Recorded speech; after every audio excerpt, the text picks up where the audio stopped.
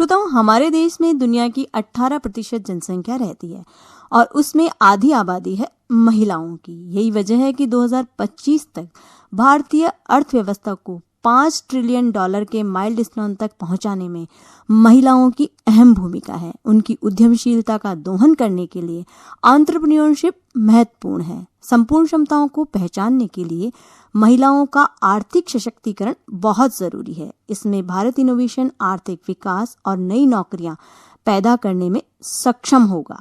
श्रोताओं, ये तो आप भी जानते हो कि स्टार्टअप इकोसिस्टम पहले से ही महिला एंटरप्रेन्योर्स की ऊर्जा का लाभ ले रहे हैं। स्टार्टअप इंडिया द्वारा सर्टिफाइड 3600 स्टार्टअप में से लगभग 2500 की फाउंडर या डायरेक्टर या फिर पार्टनर महिलाएं हैं। हमारे देश में 80 लाख महिला एंटरप्रेन्योर हैं जो अलग अलग इलाकों और तजुर्बों से आती हैं और ये सभी महिलाएं सफलतापूर्वक अपने स्टार्टअप चला रही हैं और हैंडीक्राफ्ट से लेकर ऑर्गेनिक खाद, कंस्ट्रक्शन सर्विस से लेकर सिक्योरिटी डिटेक्टिव सर्विस तक बेच रही हैं। और इस एंटरप्रेन्योर में से लगभग 60% ने अपना बिजनेस 20 से 30 साल की उम्र में शुरू किया है। महिलाओं ने ये जाना और समझा है कि पुरुषों की तरह वह भी सफल हो सकती हैं और हो रही हैं और इसी प्रोत्साहन की वजह से वह कई उपलब्धियां हासिल भी कर रही हैं। श्रोताओं, महिलाओं में करुणा, संवेदनशीलता, शक्ति जैसे विशेष गुण होते हैं। स्किल, अनुभव और साधन के सही मिश्रण से महिला अपनी उद्यम की स्पिरिट का इस्तेमाल सफलता की ऊंचाई हासिल करने में कर सकती है। उन्हें जरूरत है आत्मविश्वास, दृढ़ निश्चय और काम में ललक पैदा करने की। इन्हें असफलताओं से हतोत्साहित महसूस करने की बजाय सीखना होगा और भविष्य की सफलता के लिए अनुभव तैयार करने होंगे। व्यक्ति हर बाधा पार कर सकता है और सफलता की ओर बढ़ सकता है अगर वो दृढ़ निश्चयी हो तो। श्रोताओं, इन्हीं बातों को और अधिक विस्तार से जानने के लिए आज हमने स्टूडियो में आमंत्रित किया है डॉक्टर वर्तिका गुलाटी। आप अध्यापिका हैं राजकीय बालिका उच्च प्राथमिक विद्यालय टूमली का वास चाकसू के अंदर, और आज हम इनसे बात करेंगे महिला आर्थिक सशक्तिकरण के बारे में। कार्यक्रम में आपका बहुत बहुत स्वागत है। डॉक्टर वर्तिका गुलाटी जी, नमस्कार। नमस्कार आशा जी। जैसे कि आज हमारा विषय यही है कि महिला आर्थिक सशक्तिकरण क्या है या किस तरह से महिलाएं आर्थिक सशक्तिकरण के माध्यम से ग्रामीण क्षेत्रों में खासकर सबल हो सकती हैं। तो सबसे पहले आपसे यही जानना चाहेंगे कि आर्थिक महिला सशक्तिकरण जो होता है वो क्या होता है, क्योंकि सशक्तिकरण तो बहुत सुना है, पर आर्थिक महिला सशक्तिकरण क्या है? जी, जैसा कि आपने पूछा कि महिला आर्थिक सशक्तिकरण क्या है, तो किसी भी महिला का आर्थिक रूप से सशक्त होना ही महिला आर्थिक सशक्तिकरण है। जी, लेकिन यहाँ सशक्त होने का अर्थ सिर्फ इतना नहीं है कि महिला के पास धन दौलत का अभाव ना हो या बहुत संपत्ति हो, बल्कि इसका सही अर्थ यह है कि वह अपनी पूंजी का सही उपयोग करने के लिए स्वतंत्र हो, उसे संपत्ति के संदर्भ में निर्णय लेने की स्वतंत्रता हो। सबसे महत्वपूर्ण बात यह है कि वह आर्थिक रूप से इस मायने में सक्षम है कि वह आत्मनिर्भर है, अर्थात स्वयं अर्थ अर्जन करने की योग्यता रखती है। क्योंकि यह देखने में आया है कि मान लीजिए किसी महिला के पास बहुत संपत्ति है, पूंजी है, धन दौलत है, लेकिन उसका निर्णय लेने पर कोई अधिकार नहीं है। बिल्कुल, उसे किस प्रकार खर्च किया जाना है, सारे निर्णय उसके परिवारजन या समाज के अन्य लोग लेते हैं। तो यदि आप सशक्तिकरण की बात करते हैं तो मेरी दृष्टि में सशक्तिकरण वह है जिसमें अपनी पूंजी के संदर्भ में, चाहे वह उसे खुद अर्जित कर रही है या उसे किसी से प्राप्त हो रही है, उसके बारे में निर्णय लेने का पूरा अधिकार महिला को होना चाहिए और वह स्वतंत्र रूप से उसके बारे में, उसे खर्च करने के बारे में अपने निर्णय ले सके। जी, यानी खुद दूसरों के अधीन ना होकर अपने निर्णय खुद करे, यही होता है आर्थिक सशक्तिकरण। बहुत ही बढ़िया। अब आपसे ये जानना चाहेंगे कि जब हम बात आर्थिक सशक्तिकरण की कर रहे हैं तो आज के समय को देखते हुए ये जो आर्थिक सशक्तिकरण है ये क्यों और कितना जरूरी है हम बहनों के लिए, और खासकर बात करें हम ग्रामीण क्षेत्रों की? बहुत ही अच्छा प्रश्न है आशा जी कि इस आर्थिक सशक्तिकरण की आवश्यकता क्या है। बिल्कुल, और यह जरूरी क्यों है। तो इसके लिए मैं सारांश में कुछ पंक्तियां कहना चाहती हूँ। बिल्कुल, स्वागत है। कि अबला नहीं सबला होना है मुझे, दूसरों के लिए जीती हूँ, कभी कभार खुद के लिए भी जीना है मुझे। यूं तो अनुकंपा ईश्वर की बनी रहे, परंतु नियति से लड़ना है मुझे। जी। युद्ध कैसा भी हो, युद्ध किसी से भी हो, बन सेनापति लड़ना है मुझे, जीतना है मुझे। अपने आप में ही इतनी शक्ति लिए हुए ये लाइनें कि बस आधा आर्थिक सशक्तिकरण तो आपके मुंह से सुनकर इनको ही वैसे ही महिलाओं में आ गया। बिल्कुल, ये मैंने बहनों को ही समर्पित किया है। तो अब आप समझ ही गए हैं कि इन पंक्तियों का अर्थ क्या है, इसका तात्पर्य क्या है। इसका तात्पर्य सीधा यही है कि हमारी बहनें जो हमेशा खुद से पहले दूसरों के बारे में सोचती हैं, घर का बजट बनाते समय खुद के शौक व जरूरतों की अनदेखी करती हैं, इससे उन्हें मुक्ति मिल जाए। कभी कभी परिवार में अनचाही दुर्घटनाओं के कारण होने वाली परेशानियों में उनके पास खुद के लिए और परिवार को संबल देने के लिए एक ऐसा सशक्त माध्यम, एक ऐसा सशक्त शस्त्र होना भी आवश्यक है। क्योंकि जीने के लिए मूल आवश्यकताओं की पूर्ति जैसे रोटी, कपड़ा, मकान और शिक्षा, अर्थ का धन के बिना संभव ही नहीं है। सही बात है। तो कभी ऐसी स्थिति आ जाए कि एक महिला को सेनापति की भूमिका का निर्वहन करना पड़े, तो वह सशक्त हथियार यानी कि अर्थ, धन के साथ और आत्मविश्वास के साथ वे अपने परिवार को सहारा दे सके और खुद का भी सहारा बन सके। साथ ही हमारा समाज हमारे परिवार के दो स्तंभ, पुरुष और महिला, दोनों पर ही टिका है। बिल्कुल। और दोनों को समान रूप से आर्थिक सक्षम होना ही चाहिए। लेकिन यहाँ हम महिला सशक्तिकरण की बात कर रहे हैं, जिसपे भी मुख्यतः आर्थिक सशक्तिकरण की बात कर रहे हैं। तो सशक्तिकरण का जो मूल मैंने कहा कि निर्णय लेने के संदर्भ में स्वतंत्र होना चाहिए एक महिला को। तो जब वह स्वतंत्र होगी तो उसमें एक आत्मविश्वास होगा, और आत्मविश्वास से भरा हर एक व्यक्ति सही निर्णय पर पहुंचता है। बिल्कुल सही बात है। और परिवार के लिए, समाज के लिए सही निर्णय लेना इस दौर में बहुत आवश्यक है। तो महिलाओं का आर्थिक रूप से सशक्त होना आज की समय की एक महती आवश्यकता है। डॉक्टर गुलाटी, जैसे आपने बताया कि महिलाओं का आर्थिक सशक्तिकरण कितना जरूरी है और क्यों जरूरी है, बहुत ही विस्तार से, बहुत ही अच्छी तरह आपने हमारे श्रोताओं को समझाया। अब बात ये करते हैं कि हर चीज को करने से पहले हम ये सोचते हैं कि इसके क्या तो फायदे हैं, क्या इसके नुकसान हैं। जब बात करें आर्थिक सशक्तिकरण के फायदे या महत्व की, तो वो हमारे श्रोताओं को बताइए, ताकि वो जब इन फायदों के बारे में जानेंगे, खासकर हम बात कर रहे हैं ग्रामीण क्षेत्र की महिलाओं की, कि वो इस चीज को समझेंगी कि आर्थिक सशक्तिकरण आज के समय में कितना जरूरी है और उसके क्या क्या बड़े बड़े फायदे हो सकते हैं। तो जरूर आज से ही आपकी बातों को सुनकर मन बना लेंगी कि वो भी उनके अंदर जो भी छुपा हुनर है उसके दम पर आर्थिक रूप से सशक्त हो सकेंगी। जी आशा जी, देखिए, जीना अलग बात है और आत्मविश्वास, आत्मसम्मान और आत्म गौरव के साथ जीना एक अलग बात है। बिल्कुल, बहुत अच्छी बातें समझा रही हैं आप। आर्थिक सशक्तिकरण उन्हें वो आत्मसम्मान प्रदान करेगा जिसकी वो सदैव से ही अधिकारिणी है। हालांकि आप सोच सकते हैं कि ऐसा कैसे, तो समाज में आज भी कई ऐसे क्षेत्र हैं, खासकर ग्रामीण क्षेत्रों में, जहां स्त्रियों की स्थिति अच्छी नहीं है, और कई क्षेत्र ऐसे भी हैं जहां उन्हें संपूर्ण अधिकार प्राप्त हैं। लेकिन जहां उनकी स्थिति अच्छी नहीं है, उन्हें वो अधिकार और सम्मान प्राप्त नहीं होता जो कि होना चाहिए। हमारे संस्कार, हमारा साहित्य, हमारा विचार और बहुत सारी स्वयंसेवी संस्थाएं उनकी मदद के लिए तैयार हैं और समाज को सही दिशा देने में कार्यरत हैं। जी। लेकिन फिर भी स्थितियां सही नहीं हो पा रही हैं। तो उन क्षेत्रों की महिलाएं यदि आर्थिक रूप से आत्मनिर्भर होती हैं, स्वयं काम करके सक्षम बनती हैं, जी, तो धीरे धीरे उनके प्रति समाज की सोच में बदलाव आएगा। साथ ही हम यह भी कह सकते हैं कि एक से भले दो। जी। तो यदि घर की महिला भी अर्थ अर्जन करेगी तो परिवार की आर्थिक स्थिति में सुधार होगा, परिवार से समाज और समाज से देश के आर्थिक स्तर में परिवर्तन होगा। जी। और यदि हम किसी दूसरे पहलू के बारे में सोचें, तो एक वर्ग जो एकल महिला की श्रेणी में आता है, जी, चाहे वो किसी भी कारण से हो, वे भी आत्मसम्मान के साथ जीवन यापन कर पाएंगी। यही मैं एक बात और जोड़ना चाहूंगी। बिल्कुल, स्वागत है। कि एक शोध कहता है कि महिला आर्थिक सशक्तिकरण से घरेलू हिंसा की घटनाओं में भी कमी आती है। जी।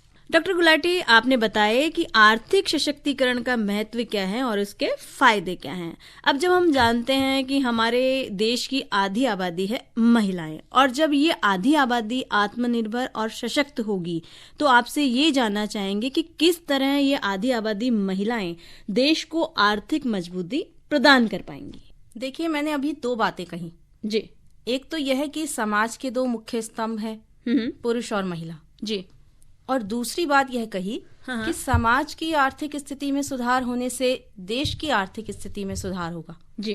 तो अब हम इन दोनों बातों को जोड़ देते हैं। बिल्कुल। देश के विकास में देश के प्रत्येक सदस्य का योगदान होता है। हम केवल आर्थिक विकास की बात करें तो एक उदाहरण है कि एक परिवार में 10 लोग हैं, जिनमें से 5 महिला और 5 पुरुष हैं। अभी केवल 5 पुरुष ही अर्थ अर्जन करते हैं, यानी कमाने वाले हैं। बिल्कुल। तब की स्थिति के बारे में आप सोचिए और मान लीजिए उन 5 महिलाओं में से भी 3 महिलाएं काम करने लग गईं, यानी परिवार के लिए कुछ अर्थ अर्जित करने लग गई। तब आप परिवार की स्थिति के बारे में सोचिए। तो इसको और शब्द देने की कहीं आवश्यकता ही नहीं है, क्योंकि ऐसा करने से निश्चित रूप से परिवार के जीवन स्तर में वृद्धि होगी। और जैसे हमारी बहनें आजकल देख रही हैं कि इस समय में 1 जना कमा रहा है और 10 जने खा रहे हैं, उसकी अपेक्षा अगर 10 जने हैं और 10 में से 5 भी कमा रहे हैं, तो उस स्तर में जो बदलाव आ रहा है जीवन के में, उन्हें वो खुद ही महसूस कर पा रही हैं। जी बिल्कुल।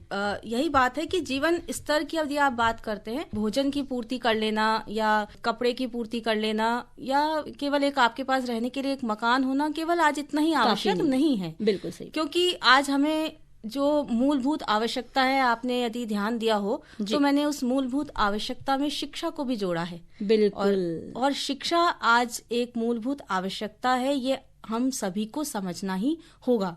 जिस तरह से हम प्रयास करते हैं कि हमारे पास रोटी, कपड़ा और मकान की आवश्यकताएं पूरी हो जाएं, तो वहां हमें प्राथमिकता से शिक्षा की आवश्यकता पूरी हो, उसके बारे में भी सोचते हुए काम करना है।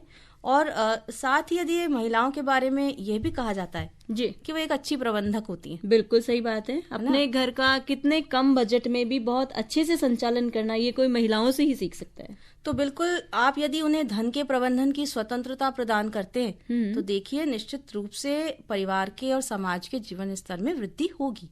बिल्कुल। डॉक्टर गुलाटी, अभी आपने थोड़ी देर पहले बताया कि शिक्षा को आप इतना ही महत्व दे रही हैं जितने कि हम रोटी, कपड़ा और मकान को दे रहे हैं। और दिखती सी बात है, जाहिर सी बात है कि एक शिक्षा के द्वारा एक इंसान बहुत ही अच्छी तरह से और भी बेहतर तरीके से आर्थिक रूप से सशक्त बन सकता है। पर आजकल ग्रामीण क्षेत्रों में हम देखते हैं कई बार कि सरकार बहुत सी सुविधाएं मुहैया करवा रही हैं, फिर भी लोग अपनी बेटियों को पढ़ाना ही नहीं चाहते। उनकी सोच ये होती है कि बेटियां पराया धन है, दूसरे घर चली जाएगी, तो हम क्यों अभी अपना समय बर्बाद करें। तो मैं आपसे ये जानना चाहूंगी कि किस तरह शिक्षा एक महिला को आर्थिक रूप से सशक्त बनाने के लिए एक सशक्त माध्यम हो सकती है, ये हमारे श्रोताओं को समझाएं, ताकि वो भी जागरूक हों और कोशिश करें कि जब सरकार सुविधाएं मुहैया करवा रही हैं तो सिर्फ अपना मनोबल भी बढ़ाएं और साथ में बेटियों का भी, और क्यों ना उन्हें बढ़ने दें, उन्हें पढ़ने दें, उन्हें अपने पंख फैलाने दें।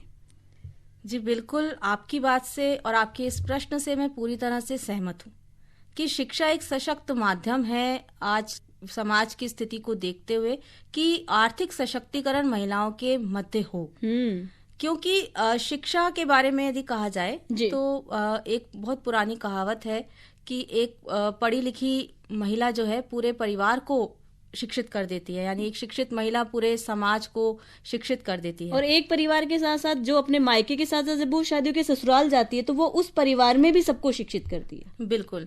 और हम देखते भी हैं ग्रामीण क्षेत्र में, यदि कोई एक बच्ची विद्यालय में मान लीजिए वो 8वीं तक ही पढ़ती है जी, लेकिन बाद में वो अपने भाई बहनों को अपने ससुराल में जाकर और जो बच्चे हैं उनको भी पढ़ने के लिए प्रेरित कर देती है। क्योंकि कई बार स्थितियां ऐसी होती हैं कि वो अपने पढ़ाई को आगे जारी नहीं रख पाती हैं। लेकिन जरूरी यह नहीं है कि उसने ग्रेजुएट कर लिया या बहुत बड़ी बड़ी डिग्रियां हासिल कर ली। जरूरी यह है कि शिक्षित है वो, और शिक्षित होना और कोई डिग्री हासिल करने में बहुत बड़ा अंतर है। और बेहतर निर्णय लेने के लिए भी बहुत जरूरी है महिलाओं का शिक्षित होना, क्योंकि निर्णय तो हर कोई ले सकता है, पर उसी निर्णय को बेहतरी से लेना, उसका संचालन करना, ये बहुत जरूरी है। बिल्कुल।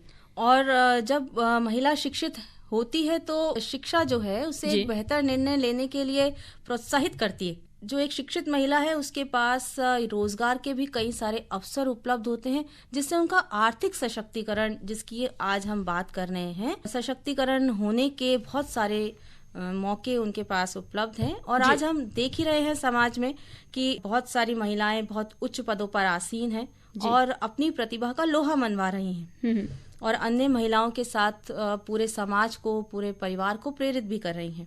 और बहुत सारे ऐसे उदाहरण हैं जो किसी परिचय के मोहताज नहीं हैं। तो शिक्षा एक बहुत सशक्त माध्यम है जिसके बारे में हमें सदैव ही आगे बढ़कर अपनी बात कहनी चाहिए और समाज तक पहुंचाना चाहिए। जी डॉक्टर गुलाटी, हम बात कर रहे हैं महिलाओं के आर्थिक रूप से सशक्त होने की, तो मैं आपसे जानना चाहूंगी कि किस प्रकार से आर्थिक रूप से सशक्त महिला अपने परिवार के साथ साथ अपने समाज, अपने समुदाय को एक नई दिशा दे सकती है। इसके बारे में हमारे श्रोताओं को बताइए। आशा जी, अब हम बात कर रहे हैं आर्थिक सशक्तिकरण की, बिल्कुल। तो जिसमें शब्द निहित है सशक्तिकरण, मजबूती। बिल्कुल। तो आर्थिक रूप से जो सशक्त महिला है वो अपने परिवार के जीवन स्तर में वृद्धि कर सकती है, बच्चों को अच्छी शिक्षा प्रदान करवाने में योगदान दे सकती है। जी, साथ ही बहुत सारे ऐसे उदाहरण हैं हमारे पास जो कि यह बताते हैं कि एक शिक्षित और आर्थिक रूप से सशक्त महिला एक अच्छा उदाहरण समाज के समक्ष प्रस्तुत कर रही हैं। आज समाज में कितनी ही महिलाएं ऐसी हैं जो न सिर्फ आत्मनिर्भर बनी हैं बल्कि दूसरों को भी आत्मनिर्भर कर रही हैं। छोटे छोटे व्यवसायों जैसे टिफिन सेंटर या पापड़ बनाना या अचार बनाना या वस्त्र सिलाई निर्माण इत्यादि के जो कार्य लघु हैं, और कुटीर उद्योग के रूप में वो अपने आप को सशक्त कर पा रही हैं। बिल्कुल। और जो शिक्षित हैं वो कई जगह नौकरी करके भी दिशा दे रही हैं अपने परिवारजनों को। जैसा कि आपने कहा कि मायका ही नहीं, ससुराल के भी अन्य परिवार के सदस्यों को वो प्रेरित कर सकती है। श्रोताओं, बहुत ही अच्छी तरह से डॉक्टर वर्तिका गुलाटी हमें समझा रही हैं कि किस तरह से महिलाएं आर्थिक रूप से सशक्त होकर अपने आप को मजबूत बना सकती है। अब आपसे ये जानना चाहेंगे कि कई महिलाएं ऐसी होती हैं कि जो शिक्षित भी कम हैं, थोड़ी पढ़ी लिखी कम हैं और उन्हें ये लगता है कि वो कैसे करना तो चाहती हैं पर करे कैसे। सरकार अपने स्तर पे बहुत से प्रयास डॉक्टर साहब कर रही हैं, फिर भी मैं आपसे ये जानना चाहूंगी कि सरकार की तरफ से और ऐसे कौन से प्रयास हैं जो किए जा रहे हैं जिससे कि महिलाओं को आर्थिक सबल प्रदान किया जाए, उन्हें आर्थिक मजबूती प्रदान की जाए। जैसा कि अभी अभी हमने बात की कि एक टिफिन सेंटर चलाना या पापड़ बनाना, अचार बनाना, ये छोटे छोटे हमारे घर के दैनिक कार्य हैं जो कि आज एक बहुत बड़े व्यवसाय का रूप ले चुके हैं। जी। और आपको और हमें जानकर बहुत खुशी है कि हमारी महिलाएं जो हैं, हमारी जो बहनें हैं, उन्हीं के द्वारा इन व्यवसायों को इतना व्यापक रूप दिया गया है। अब बात हुई कि सरकार इसके संदर्भ में क्या कर रही है, तो सरकार ने बहुत सारी ऐसी योजनाएं चलाई हैं। जैसे सबसे मुख्य है बेटी बचाओ बेटी पढ़ाओ योजना, जिसमें बेटियों की शिक्षा की बात है। तो बात वही है कि जब बेटियां शिक्षित होंगी तो वे अच्छा रोजगार करेंगी, आर्थिक रूप से वह सशक्त होंगी। बिल्कुल। साथ ही एक फ्री सिलाई मशीन योजना भी केंद्र सरकार की तरफ से चलाई जाती है। समर्थ योजना चलाई जा रही है जो कि वस्त्र निर्माण में रुचि रखने वाली महिलाओं के लिए है। और इसके साथ ही प्रधानमंत्री उज्ज्वला योजना, सुकन्या समृद्धि योजना, सभी योजनाएं महिलाओं को आर्थिक रूप से सशक्त करने के लिए हैं। और हम अपने राजस्थान के संदर्भ में यदि बात करें तो इंदिरा महिला सशक्ति निधि योजना के नाम से एक योजना चलाई जा रही है जी, जिसके अंतर्गत 5 योजनाएं हैं जी। जिसमें प्रशिक्षण एवं कौशल संवर्धन योजना है जो कि कंप्यूटर में प्रशिक्षण देने के लिए चलाई जा रही है। आज का युग तकनीकी का युग है और हमारी बेटियां तकनीकी से जुड़ेंगी तो इससे अच्छी बात और क्या हो सकती है। इसके साथ लेखा प्रशिक्षण योजना है, उद्यम प्रोत्साहन योजना है जिसके अंतर्गत महिला उद्यमी को अनुदान प्रदान किया जाता है। तो ऐसी बहुत सारी योजनाएं हैं। और बात वहीं मैं दोबारा से दोहराना चाहती हूँ कि योजनाओं के बारे में हमें जानकारी तब होगी जब हमारी बेटियां शिक्षित होंगी और हम जागरूकता रखेंगे। हम जो दूरदर्शन है, रेडियो है, समाचार पत्र पत्रिकाएं, इनके माध्यम से इन योजनाओं की जानकारी रखेंगे, जागरूक होंगे, हिस्सा लेंगे, क्योंकि सरकार योजनाएं बनाती है आम जन के लिए और वो कारगर तब होती हैं जब उनका फायदा आम जन तक पहुंच पाए। सिर्फ कागजों में योजनाएं बन रही हैं उससे कोई फायदा नहीं है। बिल्कुल सही कहा आपने। कागजों से निकलकर धरातल पर योजनाओं का उतरना ज्यादा आवश्यक है। जी डॉक्टर गुलाटी, हम बात कर रहे हैं महिलाओं के आर्थिक सशक्तिकरण की, और हम देखते हैं खासकर बात करें राजस्थान में, और राजस्थान में ही क्या पूरे भारत में भी, कि महिला चाहे पढ़ी लिखी है चाहे बिना पढ़ी है, पर घरेलू हिंसा का शिकार बहुत होती है। तो एक जब महिला आर्थिक रूप से सशक्त होगी तो आप क्या बताना चाहेंगी, या क्या हम कह सकते हैं कि घरेलू हिंसा की जो संभावनाएं हैं वो खत्म हो जाएंगी, और खत्म भी नहीं तो कम से कम तो हो जाएंगी? जी हाँ, इस संदर्भ में मैं ये कहना चाहूंगी कि यह बात काफी हद तक सही है, क्योंकि यदि महिला आत्मनिर्भर है, किसी पर किसी भी प्रकार से आश्रित नहीं है, तो वह अन्याय सहन नहीं करती। उसमें अन्याय के विरुद्ध लड़ने का साहस अपने आप ही उत्पन्न हो जाता है। जी। और मेरा मानना तो यह है कि यदि आप स्वयं सक्षम हो तो आपके भीतर यह आत्मविश्वास होता है कि आप किसी के आश्रित नहीं रह सकते। यदि आप घरेलू हिंसा या इन अत्याचारों की संदर्भ की बात कर रहे हैं, तो एक सर्वे ये कहता है आर्थिक सशक्तिकरण के माध्यम से महिलाओं के प्रति जो घरेलू हिंसा के मामले हैं उनमें कमी आ सकती है, क्योंकि उस सर्वे में जो भी अध्ययन किया गया उसके द्वारा जो निष्कर्ष प्राप्त हुए उसमें यही था कि जो शिक्षित वर्ग या आर्थिक रूप से सशक्त महिलाओं का जो वर्ग है वहां पर इस घरेलू हिंसा के मामले बहुत कम देखने को आए। और साथ ही यदि देखें तो घरेलू हिंसा के बहुत से मामलों की जड़ आर्थिक रूप से स्थिति ठीक न होना ही होती है। तो जब एक महिला आर्थिक रूप से सशक्त है तो परिवार की स्थिति में सुधार है, तो वहाँ वो कुंठाएं और वो आर्थिक रूप से जो कमियां हैं वो नहीं है, क्योंकि जो घरेलू हिंसा है वो किसी ना किसी कुंठा के कारण ही होती है। बिल्कुल सही बात है, लालच के कारण ही होती है। तो जब आपने जड़ को ही खत्म कर दिया तो हिंसा या अत्याचार अपने आप ही खत्म। बिल्कुल सही बात। लेकिन विरोधाभास सब जगह उपस्थित है, ये भी मैं साथ में कहना चाहूंगी। अब चलते चलते आप हमारे श्रोताओं को ऐसा क्या कहना चाहेंगे कि जिसको सुनकर वो और ज्यादा प्रोत्साहित हों, उनको लगे कि नहीं, उनमें भी जो गुण है उसको वो अपने से निकाल कर बाहर आम जन तक लाए और उसको एक अपना आय का साधन बनाए? ऐसा कुछ जो हमारी बहनों से आप कहना चाहें? जी हाँ, मैं मुख्य बात जो अपनी श्रोता बहनों से कहना चाहती हूँ वो ये है कि वे अपने अधिकारों के प्रति सजग बने, अपने हुनर को तलाशें और तराशें। केवल तलाशना ही जरूरी नहीं है, उसमें निखार लाना भी आवश्यक है। आत्मनिर्भर बनने का प्रयास करें, शिक्षा के प्रति रुचि को रखें, और यदि आप शिक्षित नहीं हैं या आर्थिक सशक्त नहीं हैं तो ये प्रयास करें कि आप उस स्थिति से आगे बढ़ें और अपनी आगे आने वाली पीढ़ी को वक्त की धारा के साथ चलने का, पढ़ने का, बढ़ने का, कुछ कर दिखाने का मौका दें।